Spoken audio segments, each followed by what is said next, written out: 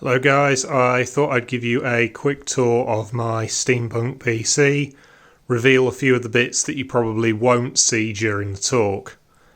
So yeah, let's get started. We'll start with the main tower down here. Now this is standard PC tower, unmodified internally. It's got a sort of standard motherboard, processor, RAM, running Windows 10. I can give you a few more details on that if anybody's actually interested, but I don't really think anybody is.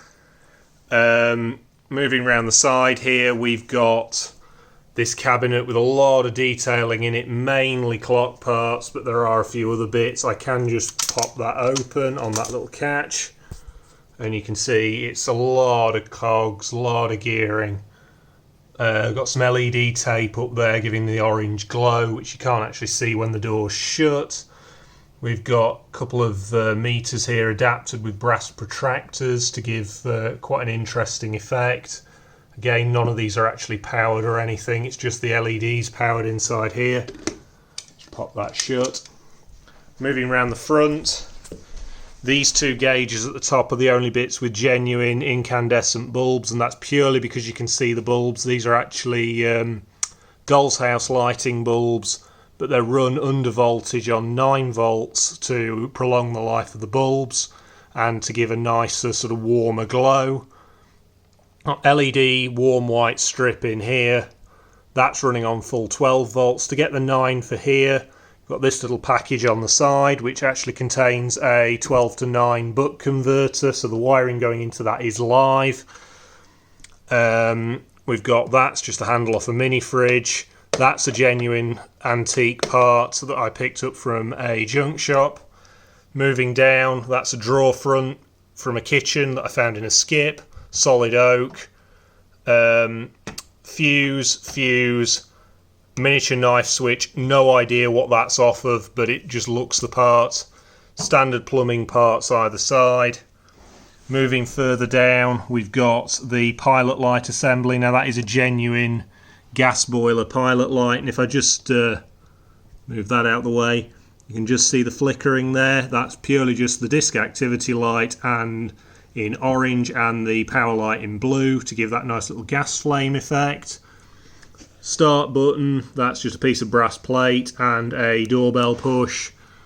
Moving back up, this actually drops down, it's just held in place by a magnet just there and there. Standard optical drive, card reader, that just shuts up, hides all that away. Coming over the top, that's genuinely old. I think it's actually French if you look at the spelling on it. Moving over the back, we've got this little AC motor kind of rigged as a bit of a generator with a pulley, aluminium pulleys, not entirely sure what they would have been off. Coming around this side, we've got some more detail down here, little plates coming from traction engine rallies and things. We've got a little wiring diagram up here that came off something. Underneath the desk, we're actually hiding an awful lot of cabling. So we've got two multi-way sockets, one to house upside down type plugs, one for standard plugs, surge protected, all the wiring concealed under here. We've got big power adapters on a shelf over that side. Let's push these drawers shut again. Moving up the top, we've got keyboard. This is an old IBM keyboard, not a Model M. It isn't mechanical, unfortunately. It is just a rubber mat type keyboard. Keys are a laser cut off Etsy. Teak veneer, I think, stained dark oak. All the keys have had about 15 coats of polyurethane varnish to make them very hard wearing. Then we've got genuinely old amp meter, fake knife switches which are actually brass fondue forks, and the bus bar from an old sort of Wilex fuse box. We've got, that's just a slab of pine. That isn't metal, it's MDF, painted to look like metal. Rivets done with those embellishments from the works, pearlescent embellishments. Morse key, genuine, old. That is genuinely old. That's some piece of lab equipment.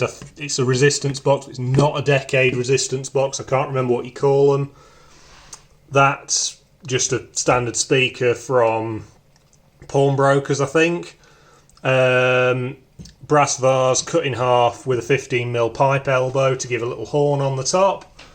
In there, that's a little actual model steam engine. Now, the clever part here is if you turn this gate valve, if I turn it in the right direction, it would help. That pushes on a little push to make switch, which then turns on the power, sets that going. Now that's driven off a worm drive on nylon gearing. I believe the gearing came and the motors for that came from a VCR, possibly an eject mechanism, but I'm not entirely sure because I've had it for ages. Headphone jack behind this little military bulging connector. Isn't a mains plug as it would be for military use, it's actually a USB 3 port. Screen, standard 28-inch I think screen. UPVC cladding edging strip, painted green. Clock finials either side.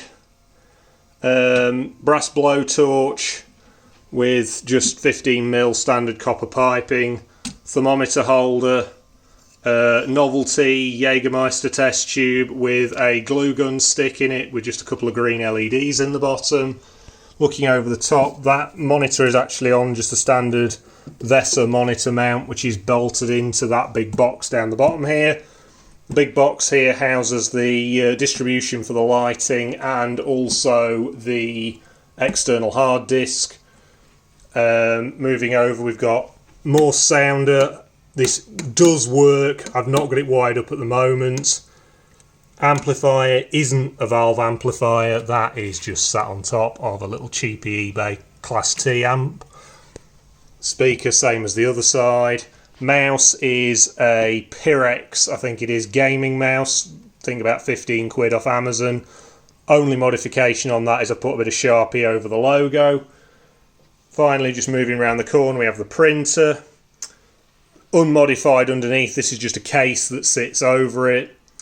Yeah, 1/24 scale, doll's house room box. All this is built in foam board, no metal in this at all. And again, the rivets with the pearlescent embellishments. You can just see on the front here, we've got a bit of a car badge going on just to give that old typewriter imperial look. And yeah, in the top here we've got ink tubes and various bits of old typewriter parts and drawer unit parts and all sorts of things. Big drum feed paper over the back that isn't actually feeding anything.